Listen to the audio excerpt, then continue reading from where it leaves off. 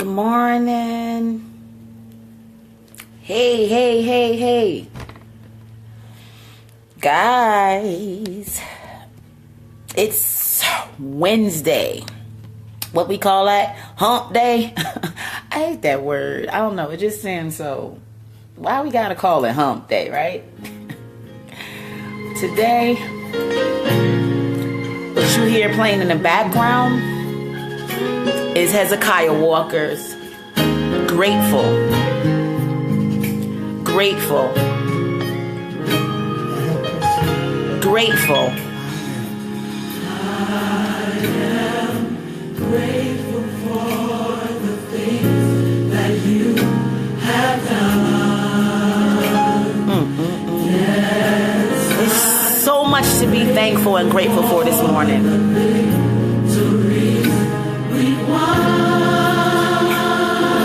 Thank you, Jesus. I could go on and on and on about your words. He's done so much. Grateful, so grateful just to praise you, Lord. That literally, you couldn't tell it. I could tell it. I could go on and on and on and on about his works. Flowing from my heart, let me tell you, woo, there's so much that God has done. There's so much that he has done.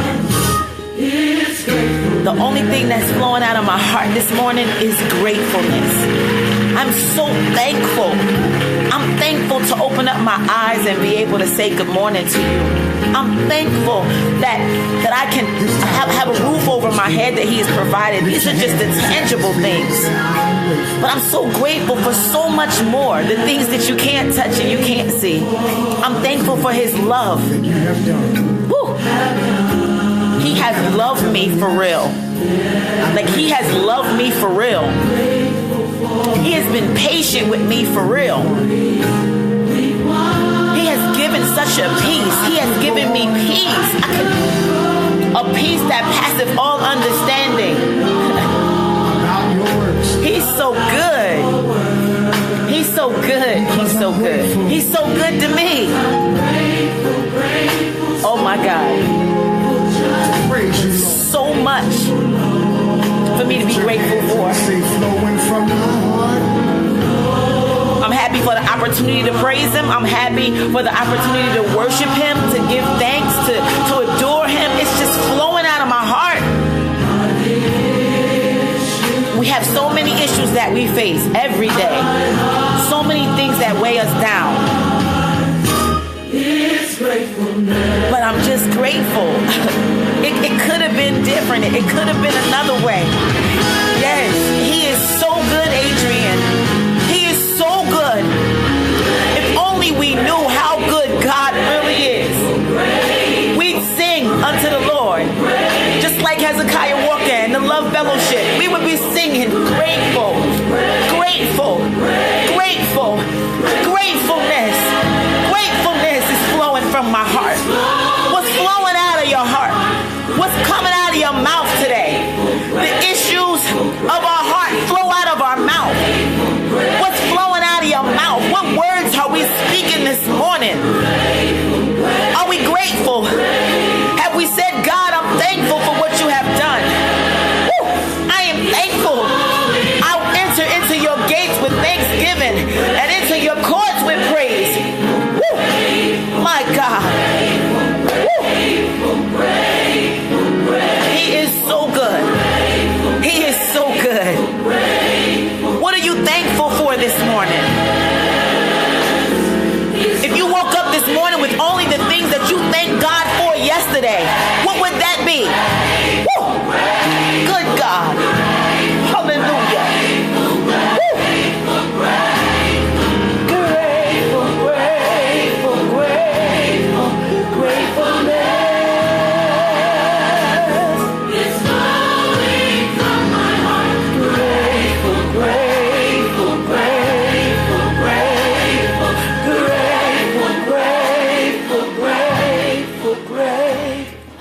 Grateful, grateful. I am so grateful. I am grateful for life. There should be life flowing out of our bodies. There should be life flowing out of our life-flowing words. There should be life flowing out of our tongues. The things that we speak should be life, should be seasoned with love, with truth, with life, and life more abundantly. That's what God came to give us. But what are we meditating on today? You know, when I thought about that question, and the Lord said, if you woke up this morning, actually, I read this somewhere. I read this, but the Lord spoke to me. He said, if you woke up this morning with only the things that you thanked me for yesterday, what would you wake up with? With only the things that you thanked me for yesterday. Do you know that many of us may not wake up at all? Many of us probably wouldn't wake up because many of us didn't even go to bed thanking God for life. Many of us take our life for granted. We take our life for granted. We take the goodness of God for granted. We take the love of God for granted. We take his peace for granted. We take his patience for granted. We take his word for granted. Many of us wouldn't have woken up because if we didn't thank him for our life before we laid down, and we were only going to wake up with the things that we thanked him for, we wouldn't wake up. I wouldn't wake up. You wouldn't wake up. Because we take him for granted. The air that we breathe, we take it for granted. Aren't you glad and thankful that God does not give to us based off of what we have said and done to him? Aren't you glad that God is faithful even when we're not? Because if he wasn't faithful to his own word, if he wasn't faithful to his own love and his own peace and his own patience, we wouldn't have anything. We wouldn't be here. We wouldn't. But he's faithful even when we're faithless. He's always making daily intercession for us when we're not even praying. He's praying that our faith fail not, just like he did for Peter. Oftentimes, we don't even think about the things that we have been given. What do you have to thank God for? What are you thankful for today? Some may say life. I'm thankful for life too. What else? What about your health? We thankful for our health? Are we thankful for our friends and our family? Are we thankful for breath, to be able to breathe? Are we thankful that we have a job this morning? Many of us wake up this morning and we're complaining before we even get to the job. We're complaining about that. Oh God, I gotta go to work today. Oh God, I'm so sick and tired of this boss. Oh God, I'm so sick and tired of this food. I'm tired of eating the same thing every day. I'm tired of this meal. Won't my wife cook something else? Won't my children act right? I'm so sick and tired of them. We're not grateful. We're not thankful. We can think of a million things that have uprooted and disrupted our moment and our day. Why I gotta go do this? Why I gotta drive so far? Why are you driving so slow? I can't get to work on time. Why do I have a stain on my outfit? I'm angry about that. Just mad about everything. Some of us woke up this morning with complaint after complaint after complaint after complaint. Mad the coffee wasn't hot enough. Mad they didn't put enough sugar in your tea. God said, what are you thankful for? We wake up with thanksgiving in our heart. Wake up with a grateful mindset, just to be grateful, just to be thankful that it could have went one way, but it didn't. It went another way for you. Grateful and thankful that you have another opportunity. Because you know you might not have been doing this thing right. You know that you haven't been saying all the right things. You know that you haven't been doing all the right things. And yet God has given you another opportunity in the land of the living on this side of earth to get in his face, to allow his spirit to overtake us. Whew. Trying to be a better Christian along her journey, Jules, and a better mother, and most of all, standing in authority to serve my master, walking on the right path. See, these are the things that we want God to really manifest in our heart. To be grateful that he is here, to be grateful that he is leading us, to be grateful that we're in our right mind, to be grateful that we can even pray and speak to the Father, that we can go before his throne. I'm grateful to know who love is, let alone to be able to be a mouthpiece and speak what he has to say. I'm grateful to know him. I mean, him knowing me is key. But if I didn't know him, then I wouldn't even know that he knows me. I'm so grateful to know him and for him to know me. And I'm not just this distant, faint thought or memory. I'm actually someone that God knows and spends time with and loves on. And I'm so grateful to know that. Because do you know what it is to be in the absence of the love of God? When you do not have the love of God flowing through you, you are open to just destruction. I was just reading this morning and it grieved my heart so much. I was reading this morning about this couple, this young couple, 18 and 20. Young. And they committed suicide. The young girl, she killed herself.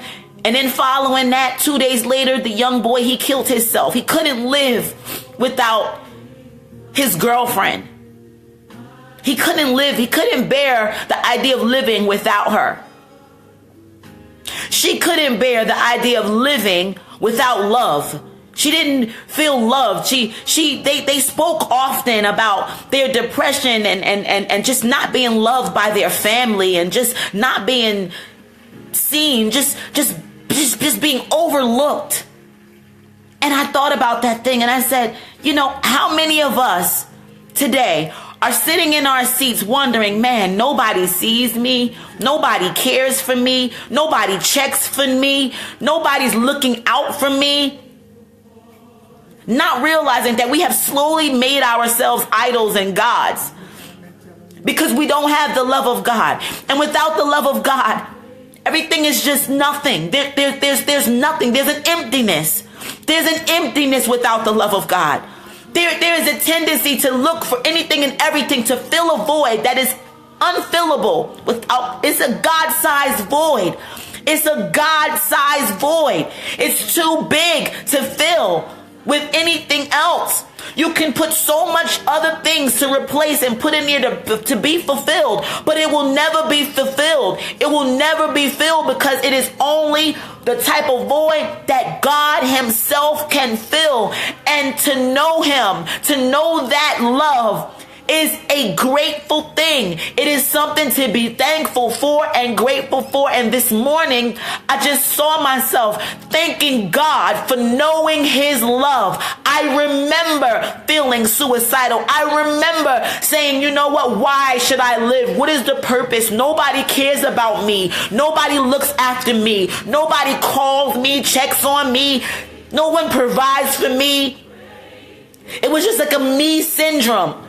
Everything, like the enemy was mentioning things over and over and over again. And then the inner dialogue that was going on in my mind that was literally taking hold of me. I have made my own self my own God. I worship my own self and wanted everybody else to worship me. And if they did not, because if they didn't cater to my need when I wanted it, how I wanted it, at the time that I wanted it, then all of a sudden I can't function and I can't live and I can't be and I can't exist. The truth of the matter is, it's with God that I can live and I can breathe and I can exist. It's with God that all the adoration and all the praise and all of the thanks, it all belonged to him. It never belonged to me in the first place. And if I understood that, if I knew that on the inside, then I wouldn't have been so bent on having to receive these things from so many people. I would have been able to let them live life and go through the processes that they had to go through. I wouldn't have blamed them for everything. I wouldn't have blamed myself. I would have been able to trust God in that place instead of being so stuck in this little corner, in my little side of earth, feeling as though if it's not about me, if nobody speaks to me, then I have no purpose of existing. But the truth of the matter is, that is a mindset that is without the love of God. That is a mindset that is missing God. But when you know him and you know his love, and his love has come to seek you out, to talk to you, to speak to you, then you wouldn't have that mindset. You would be able to cast down every imagination that is exalting itself above God. That's an imagination that has come in to attack the mind. It is an imagination that has come in to sway you off, and it's on the inside. It lies. It's lying on the inside of you. It's lying. It's lying. This is what it does. Sits in there, and your mind and every imagination that comes in, and that becomes contrary to everything God has spoken, we listen to. And we end up void. Completely void. But I'm here to tell you, this is the moment and the time that God is speaking to his people. He says, I love you. That's why he said love speaks. Why is love speaking? Because love is telling you that everything that I'm saying is coming from love. Is coming from love. That's why he is identifying himself in this way. Yes, he's Savior. Yes, he's provider. He's all of those things. But he wants us to know more than anything, I am love. I am love. I want you to know I am love, because everything that I say and I speak is coming from love. It comes from a place of love. It comes from the mouth of love. It comes from the heart of love. It comes from the mind of love. Everything that God does comes from love. He is love. God is love. That's why whatever he speaks, whatever instruction, whatever commandment, whatever he has given, it comes from love. And that's why he's using the terminology. That's why he's using this expression. That's why he's using the image. That's why he's using this word. Because if he doesn't use the word love, then many of us will think that it's someone that he hates you and that he's evil. He wants to ruin your life. He wants to just uproot all of your fun and change you all around. But in actuality, he's saying, baby, I love you. And everything that I speak, even when I give you truth, is because I love you. Please accept my love, receive my love, understand that what I'm giving you comes from love. And I only do it and I only say it because I love you. I'm only trying to turn you around from the directions that you're going, because I don't want to see the destructive path happen to you. I don't want to see the destruction that lies ahead. I don't take no pleasure in the death of them that dieth. No pleasure in the death of them that dieth. And he showed me Abraham. He showed me Abraham. He told Abraham that he desired the sacrifice of his son. And do you know what Abraham looked at that as? Abraham looked at that as the tradition that he's accustomed to. The tradition that Abraham was accustomed to was killing children and sacrificing them to gods. That's what they did. They killed children. It was a part of their way of life. They sacrificed their children, and that meant kill them and give them to the gods or whatever. That's how they did. That's how they operated. That's the custom that Abraham knew. It wasn't hard for him to perceive it as that. So when God said to go up and sacrifice him on the mount, he automatically assumed, because the Bible didn't say, he said kill him. That's the crazy part about it. And I'm sitting here looking at this thing this morning, and I'm like, wait a minute, Lord. Hold up. Wait a minute. Hold up. Wait a minute. Wait a minute. Wait a minute. Wait a minute. God was not asking him to perform the tradition of man. God has never required us to continue to go forward in the dysfunctional, just limiting, restricting traditions of ourselves. No, no, no. What he's trying to do is to get us to be broken from these things that we have done that are completely ineffective and have never been what he has asked of us. God has never asked no one to go and kill their child to give him that as a sacrifice. That was not what he wanted. He wanted us to present ourselves as a living sacrifice. He wanted us to live. He wanted us to live for him. Present yourself as a living sacrifice. In other words, I want you to live and sacrifice. Lay down your ways. Lay down your traditions. Lay down your ideas. Lay down your perceptions. Lay down your opinions and come before me as a living, not dead, living, not dying, living sacrifice. Sacrifice. Sacrifice. He didn't mean kill yourself. Because if that's what he meant, then suicide would be a living sacrifice. Then people would be going out here killing themselves for the glory of God. He didn't tell you to kill yourself. He wants you to live and have life more abundantly. What he wanted to do was break that tradition from Abraham, to break the tradition of human sacrifice. He did not desire him to give a human sacrifice. God had a plan all along. There was a ram in the bush. We overcome by the blood of the Lamb and the word of our testimony. He couldn't have had a testimony if there was not something in the bush that had to be sacrificed, something else that would actually die in the place of. He never had, the plan was never for Isaac to die there. The plan was never for Isaac to be killed. God never was actually requiring that of him. What he wanted him to do is to come to a measure of faith where his love was beyond, where his devotion was to God. Meaning you can take or you can give anything, but he's not asking for that. He just wanted to know where his devotion was. Do you love me enough? And let me tell you something. If he was so radical on his traditions, if he was so radical on what he knew, if he was so radical on his way of sacrifice, then guess what? When he heard that voice that said, Abraham, don't hold back, don't slay the child, you know what he would have said? He would have said what some of us Christians say: that ain't nothing but the devil trying to stop me from doing the will of God. That ain't nothing but the devil trying to stop me from doing the will of God.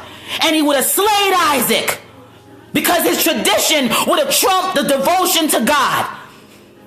But God broke that thing. God broke it. And I didn't see that until this morning. I'm studying the devotion and I said, wait a minute. Wait a cotton picking little minute right here. Whoa. What just happened? It's about our devotion to God. It was never about killing a child, killing a person for God, killing yourself for God, and take your life out of here. The reason why Judas took his life, Judas, the one that betrayed Jesus, why did he take his life? Because he was absent from the presence of the Lord. He felt a void, absent of the love of God. He felt that he could not live. He could not live. It made him desire to die because he did not have the devotion of God. He didn't have the presence. He didn't have the love.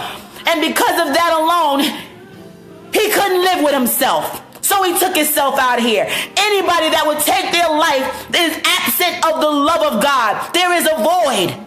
And they are trying to get everyone and everybody to fill it. And I'm here to tell you today, nobody else can fill that void for you. If that's you, nobody can fill it, baby. You can't fill it for yourself. And sacrificing yourself before God is not the answer. Here's why. Because he wants you a living sacrifice. He wants you to live for him.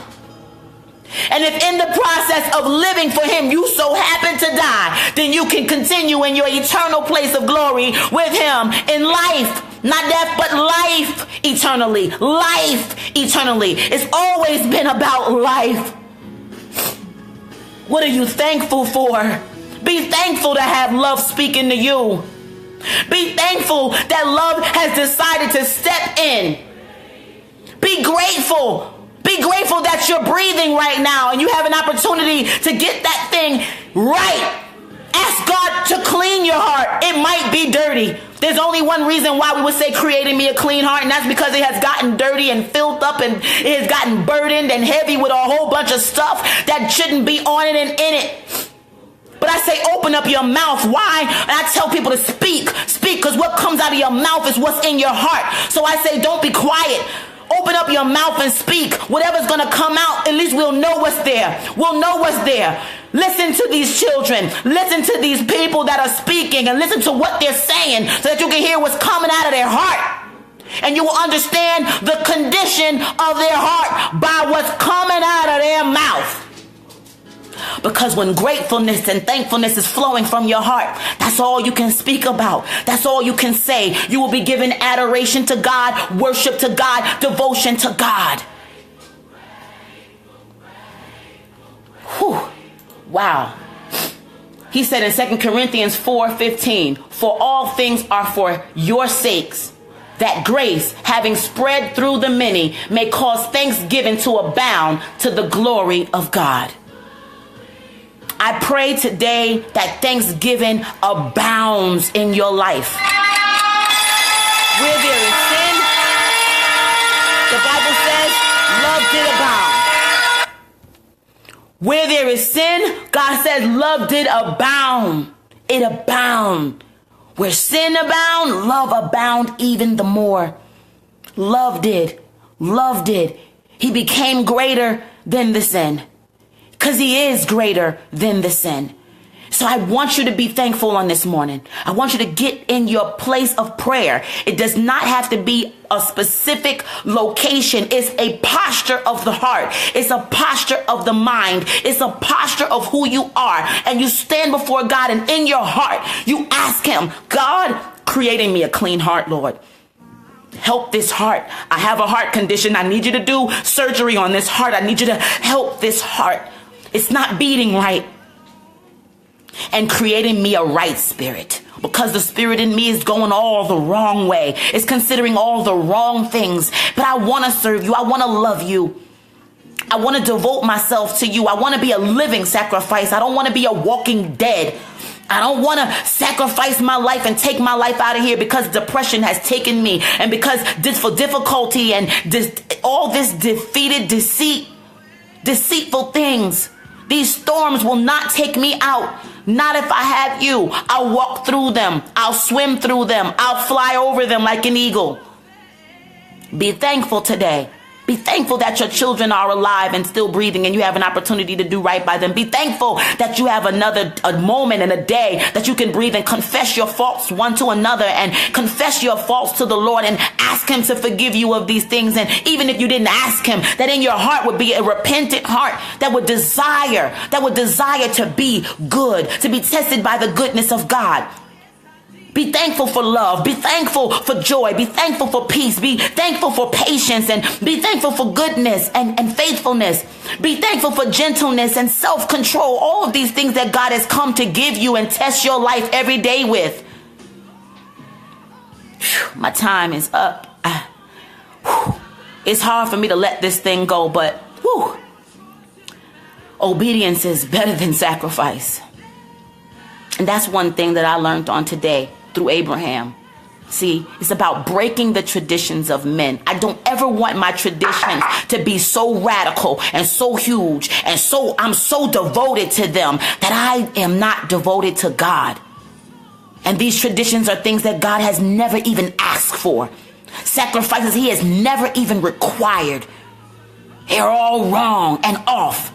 He allowed them to present a principle to us, and yet we have missed the principle and what God is saying. But yet we are left with these traditions that are empty. Today, be grateful and thankful that truth has come to set us and make us free. Be grateful that love is speaking and continuously speaking and speaking to our hearts. I love you. I love you because God loved me to love you with. He gave me a love. I love you because he first loved me. I love you because he placed love on the inside of me to love you with. And I love you because he loves you. Prayerfully tomorrow, I'll see you again, where we can allow love to continue to speak to our heart. And we pray that we'll make it till tomorrow. And if we don't, we pray that you meet your maker. We pray that it's in heaven that you have made your home. Be blessed, but more importantly, be thankful.